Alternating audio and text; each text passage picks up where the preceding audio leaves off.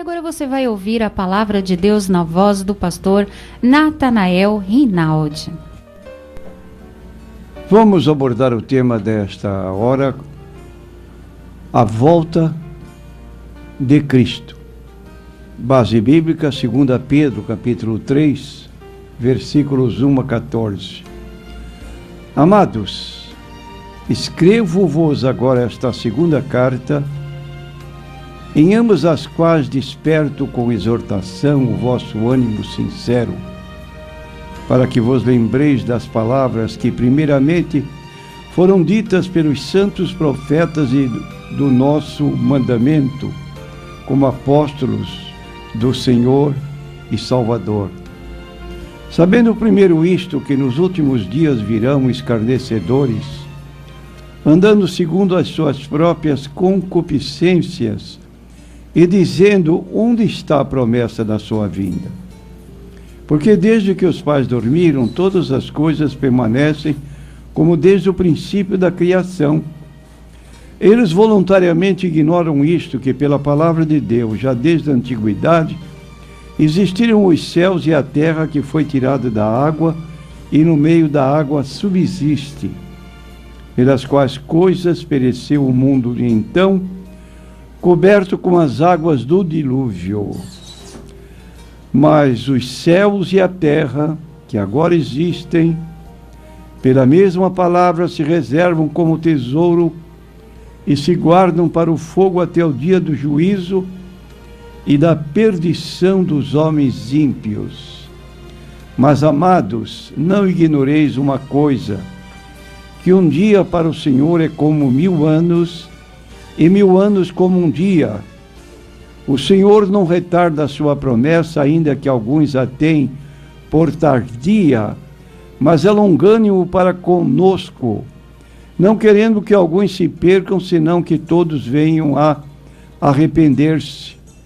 Mas o dia do Senhor virá como ladrão de noite, no qual os céus passarão com grande estrondo, e os elementos ardendo se desfarão, e a terra e as obras que nela há se queimarão. Havendo, pois, de perecer todas estas coisas, que pessoas vos convencerem santo trato e piedade, aguardando e apressando-vos para a vinda do dia de Deus, em que os céus em fogo se desfarão e os elementos ardendo se fundirão. Mas nós, segundo a sua promessa, aguardamos novos céus e nova terra, em que habita a justiça. Por isso, amados, aguardando estas coisas, procurai que deles sejais achados imaculados e irrepreensíveis em paz.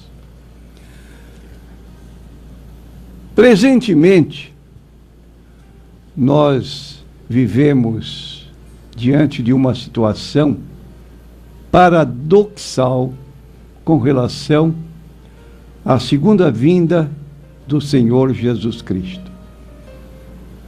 Apesar das advertências de Jesus de que o dia e a hora da sua volta não está revelado, existem grupos religiosos onde líderes se julgam conhecedores das profecias, especulam e fazem então descobertas fantásticas com relação ao tempo quando Jesus há de voltar.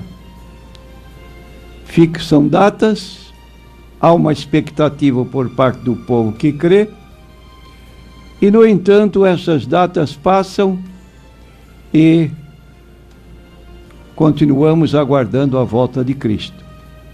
Um dos últimos pregadores nesse sentido, chamado Harold Camping, profetizou para 2011 a volta de Jesus, e esses dias o jornal trouxe uma declaração dele que ele estaria se afastando deste ministério profético, porque ele reconhecia que as suas profecias ou datas fixadas para a volta de Cristo não se cumpriram.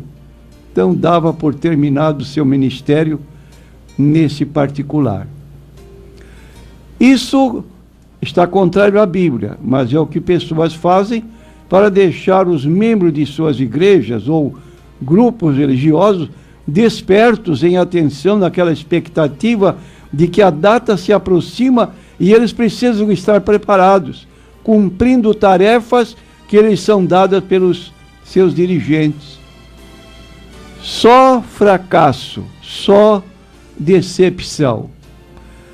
Mas eles continuam dizendo, bom, mas com isso mantivemos nosso povo despertado, vigilante, e isso é importante. Ora, precisamos enganar alguém para que ele fique despertado, ativado na vida espiritual?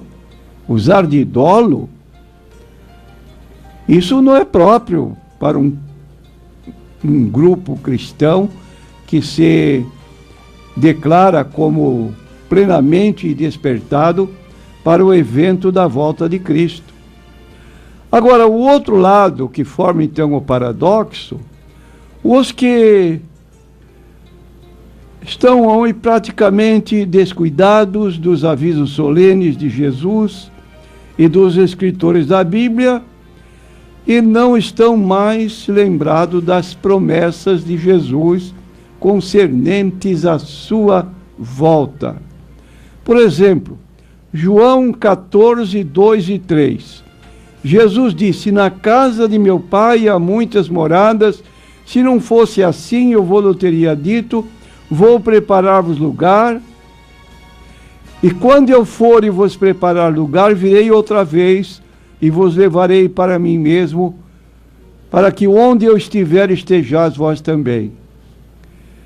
Me permita perguntar, meu prezado irmão, qual foi a última vez que a sua igreja leu esta passagem bíblica ou outras passagens correlatas, expondo à igreja essa expectativa que temos de aguardar a segunda vinda de Cristo conforme a sua promessa? Parece que o assunto está sendo deixado de lado e não nos preocupamos mais com esse evento que deveria caracterizar a nossa posição nos dias que vivemos. Pois é exatamente isso que o apóstolo Pedro está advertindo na parte bíblica que lemos. Pedro está dizendo que haveria escarnecedores nos últimos dias, zombando da mensagem quanto à vinda de Jesus. Nos últimos dias virão escarnecedores, com os seus escárnios, andando segundo suas próprias paixões e dizendo, onde está a promessa da vinda? Porque desde que os pais dormiram, todas as coisas permanecem como desde o princípio da criação. 2 Pedro 3, versículos 3 e 4. Incrível! Muitos temem a volta de Cristo. O fato de pensarem em suas vidas chegando ao fim e terem de enfrentar o dia de juízo é tão amedrontador que eles tiram isso da mente. Como tal coisa poderia acontecer com crentes? E Pedro então declara: suas vidas são ditadas por desejos, andando segundo as suas próprias paixões. É o que demos no livro de texto lido de 2 Pedro 3 e 3. Então pense, meu prezado ouvinte, no que Pedro está dizendo. Se você se prende a um pecado favorito, não vai querer nada com esta mensagem da volta de Cristo. A ideia de que Jesus virá e o julgará é o pensamento mais assustador que um pecador pode ter. Então é preciso zombar da ideia de ter de se comparecer diante de Deus em meio às cobiças devastadoras e prestes a dar conta. Essa declaração de Pedro, que as coisas permanecem como desde o princípio, sem nenhuma mudança, não é muito própria para os nossos dias, porque nós temos sido assombrados com certos acontecimentos que nos preocupam seriamente. Por exemplo, estamos comemorando o primeiro aniversário do tsunami no Japão. Quem poderia esperar, os próprios mesmos, poderiam esperar uma catástrofe daquele tamanho?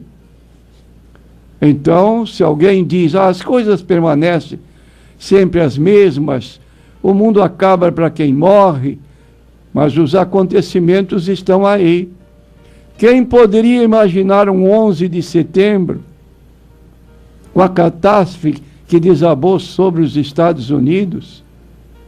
São acontecimentos que, num momento, nos chamam a atenção, mas depois as coisas continuam do mesmo jeito e ficamos como que indiferentes a esse evento que a Bíblia nos fala. E há outros mais atrevidos, como diz Pedro, que se tornam zombadores e escarnecem quando veem crentes em rádios, em TVs, nos templos, anunciando a volta do Senhor Jesus Cristo. Então diz o texto que estas pessoas estão indiferentes, mas que Deus não retorna ou não demora na sua execução do seu plano por algum esquecimento, mas Ele é longânimo, paciencioso, dando oportunidade que pessoas que estão vivendo fora do desígnio de Deus possam se arrepender dos seus pecados e se aproximarem de Deus, ficando também na expectativa da segunda vinda de nosso Senhor Jesus Cristo. Jesus falou dos sinais que iriam acontecer na brevidade da sua segunda vinda. Estes sinais estão no capítulo 24 de Mateus, e ele também se reporta neste mesmo capítulo 24 de Mateus, a partir do versículo 37, aos eventos históricos que já se deram no passado e que serviram de exemplo para nós que estamos no presente tempo. Como foi nos dias de Noé, assim será também a vinda do Filho do Homem. Porquanto, assim como nos dias anteriores ao dilúvio, comiam, bebiam, casavam, davam-se em casamento, até o dia em que Noé entrou na arca, e não o perceberam até que veio o dilúvio e os levou a todos, assim será também a vinda do Filho do Homem. Então, estando dois no campo, será levado um e deixado o outro. Estando duas moendo no moinho, será levada uma e deixada a outra. Vigiai, pois, porque não sabeis a que hora de vir o vosso Senhor. Mas considerai isto: se o pai de família soubesse a que vigília da noite havia de vir o ladrão, vigiaria e não deixaria minar a sua casa. Estou lendo em Mateus 24, versículos 37 a 43. São palavras de Jesus pronunciadas posteriormente à sua declaração da sua volta, e essa volta está aqui anotada neste mesmo capítulo 24 de Mateus, versículos 27 em diante. Porque assim como o relâmpago sai do Oriente e se mostra até o Ocidente, assim será também a vinda do Filho do Homem. E logo depois da aflição daqueles dias, o sol escurecerá, a lua não dará sua luz, as estrelas cairão do céu, as potências dos céus serão abaladas.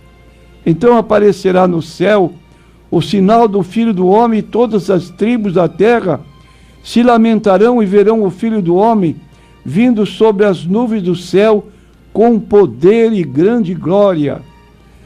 E ele enviará os seus anjos com rijo clamor de trombeta, os quais ajuntarão os seus escolhidos desde os quatro ventos, de uma a outra extremidade dos céus. Mateus 24, versículos 27 a 31. Palavras do Senhor Jesus, que ao terminar o seu discurso, ele disse: céus e terra passarão, mas as minhas palavras não hão de passar. Meu prezado ouvinte, meu prezado irmão, Jesus voltará. Não podemos ser apressados fixando datas, mas também não podemos ficar de outro lado indiferentes, como que desacreditando da palavra profética da Bíblia Sagrada, mas devemos estar preparados para que não sejamos surpreendidos. Amém.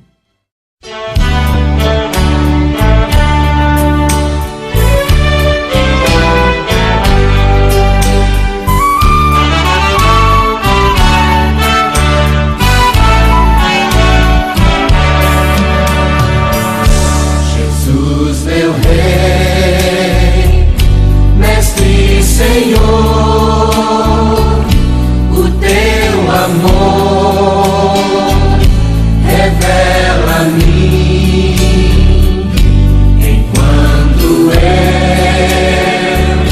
aqui viver, até eu ver da vida o fim.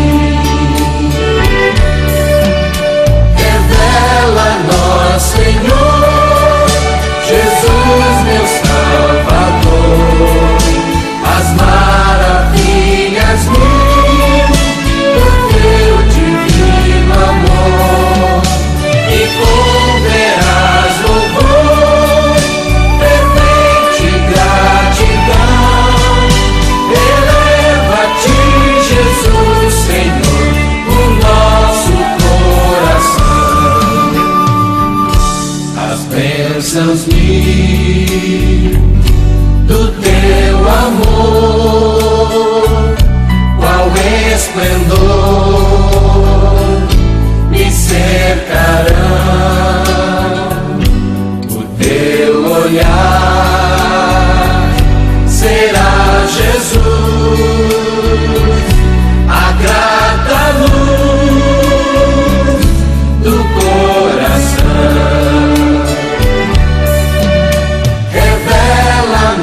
Senhor, Jesus, meu Salvador, as maravilhas mil do teu divino amor, e ponderás louvor, fervente gratidão, eleva-te, Jesus, Senhor, o nosso coração. Sorrisos teus verei brilhar, se não andar no mundo vil, desfrutarei, prazer verás, tempo de paz, primavera. Revela-nos, Senhor, Jesus, meu Salvador, as maravilhas mil do teu divino amor, e converás louvor, fervente gratidão, eleva-te, Jesus, Senhor, o nosso coração. E quando for no céu morar e descansar nos dias meus, feliz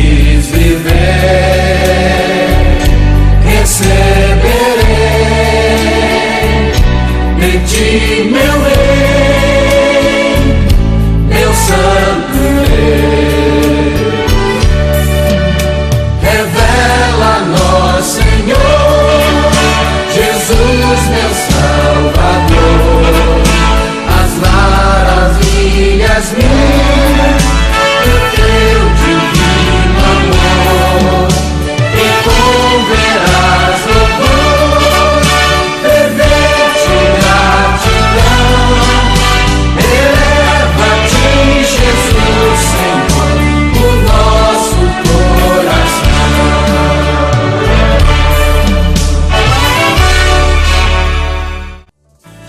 O clarim que chama os crentes, a batalha já soou. Cristo à frente do seu povo, multidões já conquistou. E agora nós vamos para o quadro Perguntas e Respostas. A nossa primeira pergunta é da Esther. Ela pergunta: o pastor poderia tecer um comentário sobre 1 Coríntios, versículo 11, onde fala que a mulher deve ter a cabeça coberta, que ela deve cobrir-se com o véu? Nós queremos ler 2 versículos nesse texto recomendado, 1 Coríntios 11, versículo 5, onde nós lemos o seguinte: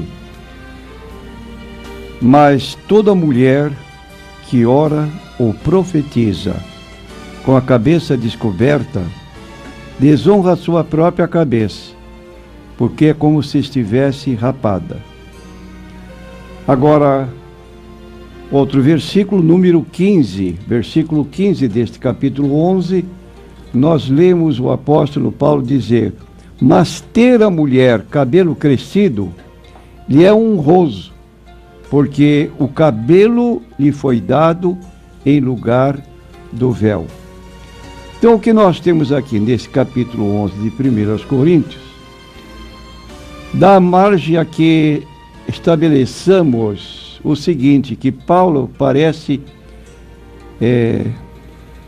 escolher ou permitir que a pessoa escolha ou usa o véu e corta o cabelo, ou no lugar do véu usa o cabelo crescido.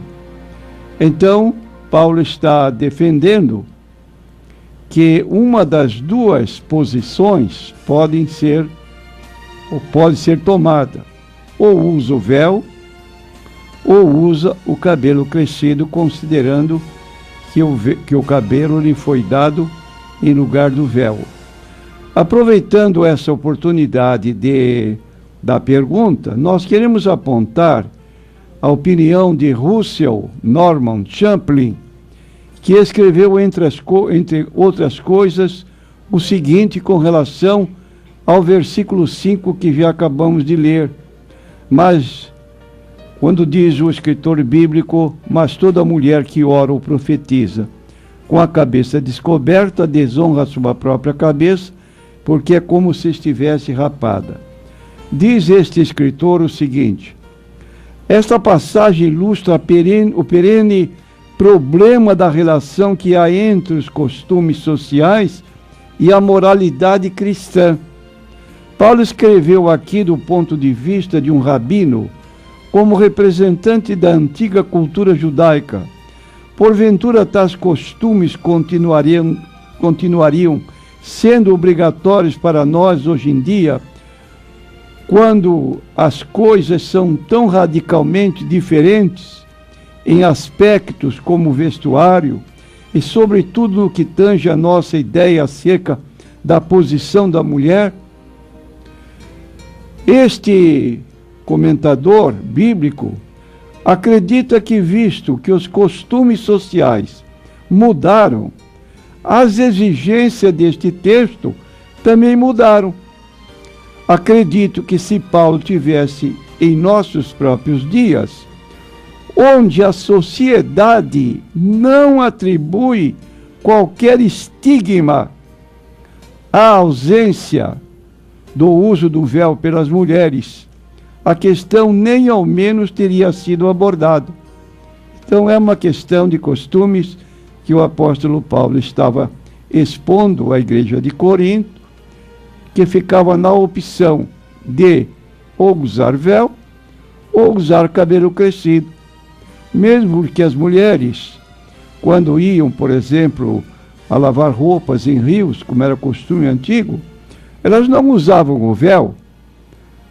Elas tinham o cabelo crescido, apontando nesse particular que eram pessoas responsáveis, como esposa correta, fiel de um marido. Então, as pessoas que tinham essa observância de costumes já conheciam, ou usa o véu, ou usa o cabelo.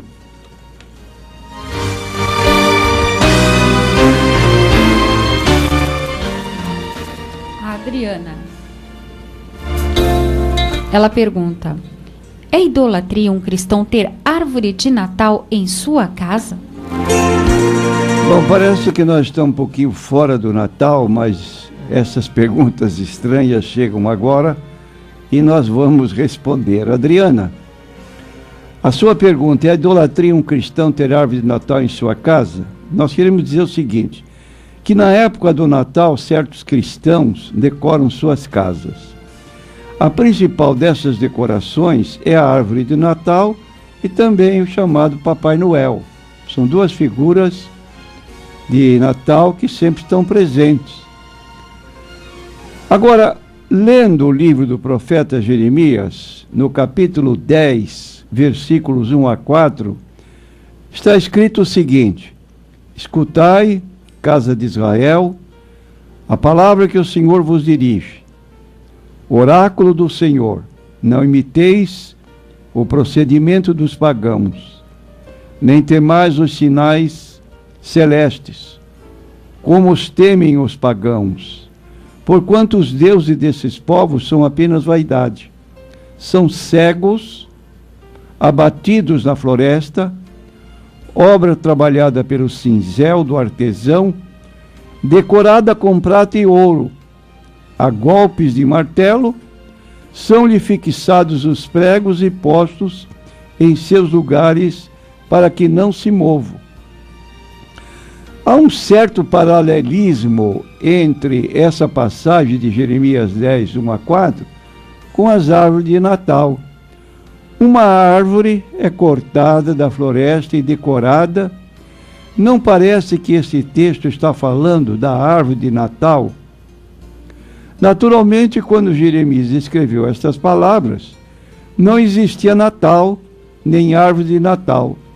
Em vez disso, em seu escrito, ele fazia referência à fabricação de um ídolo. Mas penso que há uma similaridade com esta árvore de Natal. A árvore de Natal se tornou um símbolo importante no Natal, um dos elementos centrais das decorações das casas. Por que isso acontece? O Natal é uma celebração do nascimento de Jesus. Onde é que os relatos evangélicos do seu nascimento mencionam uma árvore? Sempre tenho dito aqui, não devemos celebrar o Natal. Por que não? Porque Jesus não mandou. Sim, ele não poderia mandar nada a respeito do seu próprio nascimento, mas houve comemoração no seu nascimento, e não foi uma comemoração apenas de pessoas importantes, mas os anjos desceram do céu e clamavam e cantavam com alegria: hoje vos nasceu o Salvador na cidade de Davi. Havia regozijo. Ora, se isso ocorreu com relação aos anjos, também nós podemos, dentro de um princípio bíblico, nos reportar aos eventos do nascimento de Jesus e, mormente, a finalidade pela qual ele veio a este mundo, como durante o seu ministério Ele disse na casa de Zaqueu: Filho do homem veio buscar e salvar o que se havia perdido. Agora, o que nós notamos no Natal ou nas festividades, sejam nas celebrações em casa, como também no comércio, é que a figura do aniversariante sumiu. Você não ouve nada a respeito de Jesus e muito menos qualquer celebração para ele. A pessoa que predomina é o Papai Noel. E o menino Jesus nem é lembrado. Então aí está um problema muito sério. Esqueceram do aniversariante e trocaram pelo Papai Noel.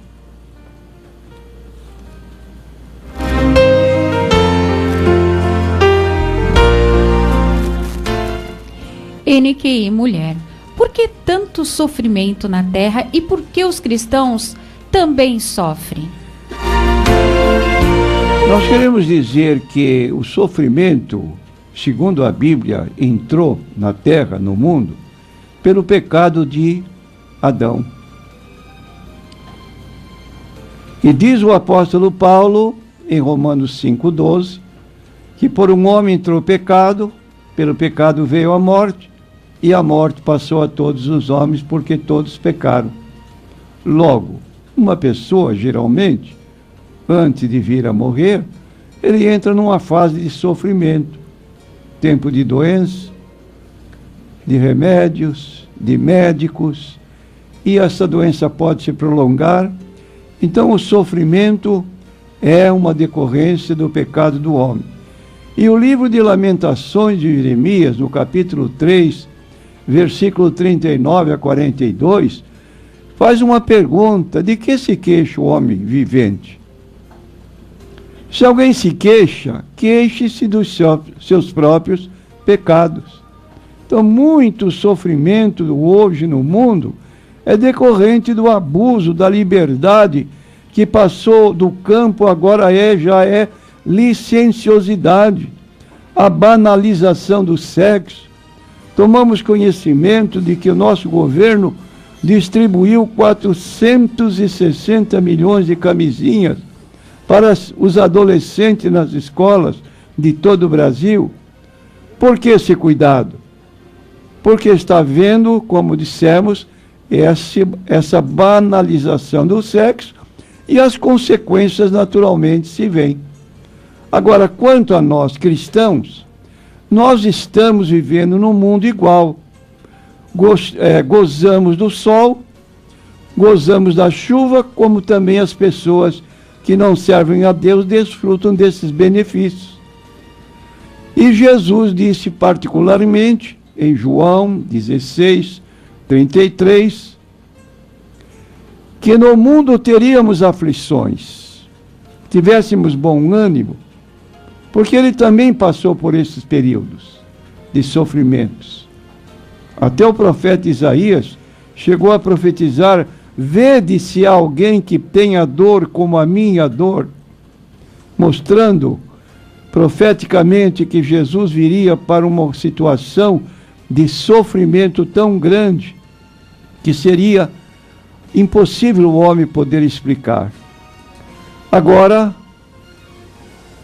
esse problema do nosso sofrimento tem um final, quando iremos agora receber um corpo glorificado, sem mais os problemas atinentes a esse corpo, que nós chamamos corpo corruptível. É a promessa que lemos do apóstolo Paulo em Filipenses 3, 20 a 21. A nossa cidade está nos céus, de onde aguardamos o Senhor, o Salvador Jesus Cristo, que vai transformar o nosso corpo abatido para ser igual ao seu corpo glorioso. Essa esperança é que nos sustenta aqui diante dos problemas pelos quais passamos.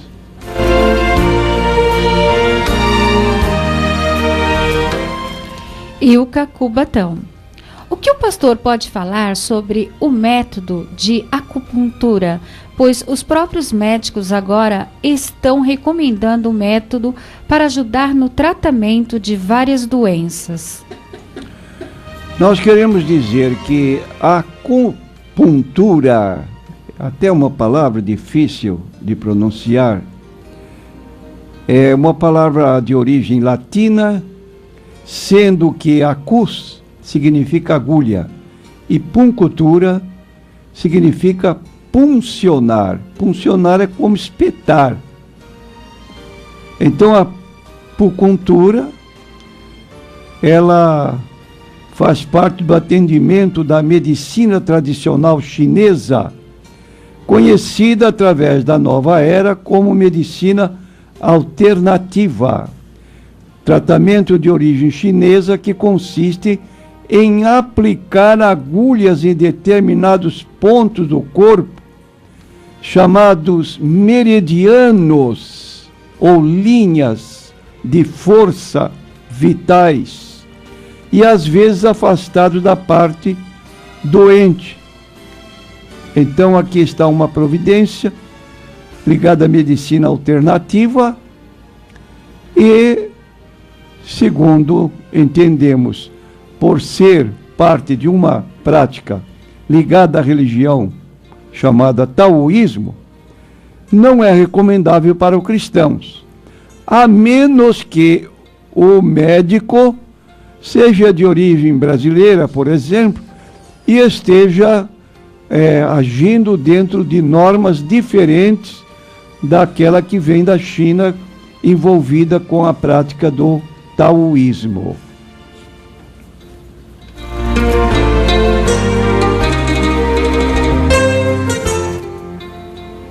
Irmão Rios de São Vicente.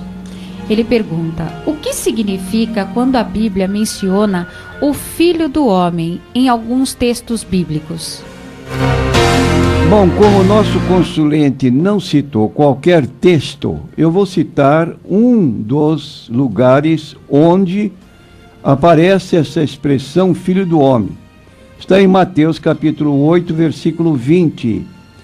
E disse Jesus: as raposas têm covis e as aves do céu têm ninhos, mas o Filho do Homem não tem onde reclinar a cabeça.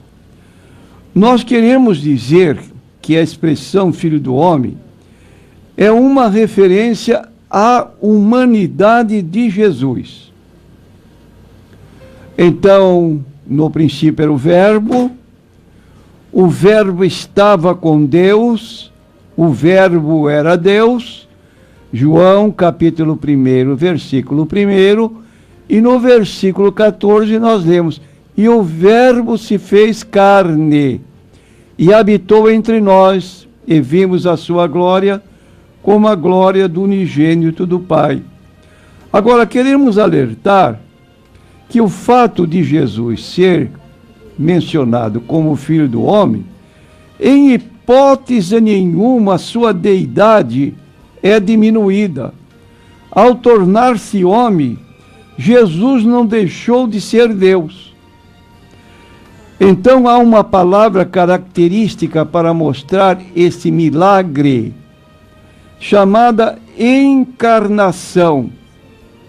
E essa palavra encarnação não envolve subtração da sua deidade absoluta pela sua humanidade, mas ele, numa linguagem que costumamos usar para tornar o assunto mais claro, é que Jesus, há um tempo, era 100% Deus e 100% homem. Era Deus homem. Como diz Colossenses 2:9, nele habita corporalmente toda a plenitude da divindade. A deidade de Jesus foi apenas acrescentada à sua humanidade, a tal ponto que Jesus, durante os seus dias aqui na terra, ele recebeu adoração. Como ele podia receber adoração sendo apenas um homem? Simplesmente um homem.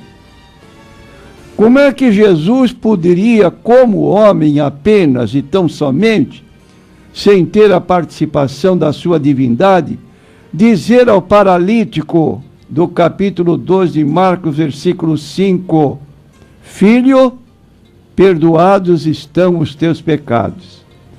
Esse pronunciamento de Jesus causou escândalo para os judeus. Não falaram abertamente a sua crítica, mas pensaram, que blasfêmia! Como é que este homem declara, perdoados estão os teus pecados, se só Deus pode perdoar pecados? E realmente concordamos. Só Deus pode perdoar pecados, porque Jesus declarou, eu e o Pai somos um. Duas pessoas distintas e uma só natureza, a natureza divina. Agora, os que pregam e ensinam que Jesus, durante o seu ministério terreno, só era simplesmente o Filho do Homem, estão pregando uma heresia. Porque Jesus, a um só tempo, ele era o Emanuel, palavra que se encontra em Isaías 7,14 e que foi repetida no capítulo 1 de Mateus 21 a 23. Trazendo a tradução Emanuel, que significa Deus conosco. Então aí está, meu prezado ouvinte, você que fez a pergunta, Emanuel é a encarnação do verbo Jesus, tornado homem, de acordo com João 1:1 e João 1:14. A pergunta é de Ana. A Ana, ela é católica e ela fala assim, qual é a sua opinião sobre demônios, talismã, vidente e consulta aos mortos? Nós queremos dizer que esta pergunta encerra mais de uma pergunta. Logo nós vamos dar por etapas, para que haja uma compreensão maior da pergunta. Numa só pergunta, repetindo, você aborda vários pontos ligados ao satanismo e ocultismo. Primeira palavra que aparece, opinião sobre demônios. O que são demônios? São seres angelicais que acompanharam o diabo na sua rebelião contra Deus. Está no livro de Isaías 14, 12 a 14. Eles povoam os ares atmosféricos e podem se transfigurar em anjo de luz, segundo declarou o apóstolo Paulo em 2 Coríntios, capítulo 11, versículos 13 a 15. Porque tais falsos apóstolos são obreiros fraudulentos, transfigurando-se em apóstolos de Cristo, e não é maravilha, porque o próprio Satanás se transfigura em anjo de luz. Não é muito, pois, que os seus ministros se transfigurem em ministros da justiça, o fim dos quais será conforme as suas obras. Então, esses anjos, que são agora chamados de demônios, eles se manifestaram em muitas ocasiões do ministério público de Jesus. Logo no início do Evangelho segundo escreveu Marcos, capítulo 1, versículos 32 a 34, nós lemos o seguinte: tendo Jesus chegado à tarde, quando já estava pondo o sol, trouxeram-lhe todos os que se achavam enfermos e os endemoniados. E toda a cidade se ajuntou à porta, e curou muitos que se achavam enfermos de diversas enfermidades, expulsou muitos demônios, porém não deixava falar os demônios, porque o conheciam. Então aqui está uma atividade ligada a esses espíritos demoníacos, que hoje, infelizmente, são negados até por entidades religiosas, mas que, na verdade, à luz da Bíblia, eles estão aí agindo. E dessa forma, Jesus recomendou vigiar e orar. Segundo lugar, esses objetos. Talismã, o que significa esses objetos ligados talismãs e amuletos e etc. Os ocultistas usam vários objetos. Alguns deles são usados para determinar o futuro.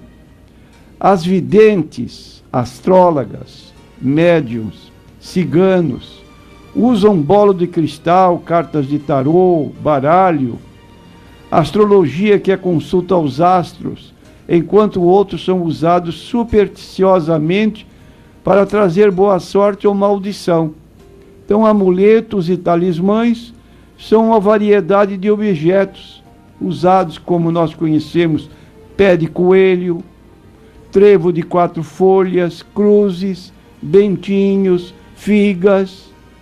São esses objetos que se atribui um tipo de poder para beneficiar ou poder para amaldiçoar. E terceiro, a respeito de consulta aos mortos. É a prática espírita através de médiuns. Todas essas práticas e crenças são condenadas pela Bíblia e um cristão não se envolve com elas. Deuteronômio 18, 9 a 13 aponta o que os cananeus pagãos praticavam religiosamente e o povo de Israel estava tomando posse daquela terra, e agora Deus preveniu: não imitem os costumes religiosos desses povos. Quais eram esses costumes? Então diz o texto, repetindo Deuteronômio 18, 9 a 13: quando entrares na terra que o Senhor teu Deus te der, não aprenderás a fazer conforme as abominações daquelas nações. Quais eram essas práticas? Entre ti não se achará quem faça passar pelo fogo a seu filho ou a sua filha. Então havia pessoas tão fanáticas por imagens como deuses, Moloque, Baal, Azera, Milcom e outros títulos de deuses, que ofereciam os próprios filhos a esses ídolos, e essas crianças eram queimadas no fogo abrasador que havia na imagem que era cultuada. Então Deus está proibindo. Que mais que ele proibiu? Nem adivinhador, nem prognosticador, nem agoureiro, nem feiticeiro, nem encantador, nem quem consulte um espírito adivinhador, nem mágico, e a última proibição: nem quem consulte os mortos. Exatamente a prática da mediunidade, a tentativa de se falar com os mortos através de um médium. Agora, segundo a Bíblia, os mortos não se comunicam com os vivos. Daí porque Deus declara: perfeito serás como o Senhor teu Deus. E mais um texto acerca desse problema da mediunidade, que está em Isaías capítulo 8, versículo 19 e 20. Quando vos disserem: consultai os que têm espíritos familiares e os adivinhos que cochicham e murmuram, porventura não consultará o povo a seu Deus? A favor dos vivos consultar-se-á aos mortos? É possível que alguém deixe de consultar a Deus lendo a Bíblia Sagrada para consultar mortos através de médiuns? Então diz o texto, respondendo no versículo 20: a lei é o testemunho. Se eles não falarem segundo esta palavra, é porque não há luz neles. E Jesus disse: eu sou a luz do mundo, quem me segue não andará em trevas, mas terá a luz da vida.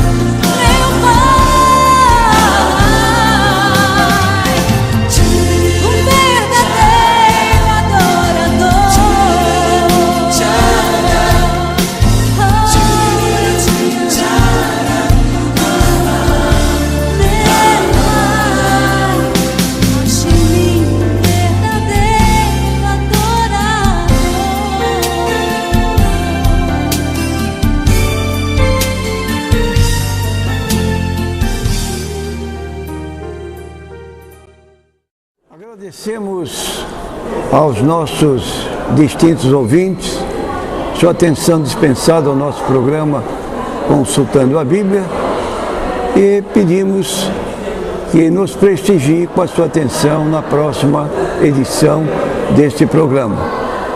Que Deus esteja com todos nós e a nossa saudação costumeira, que a paz do Senhor Jesus esteja com todos vocês.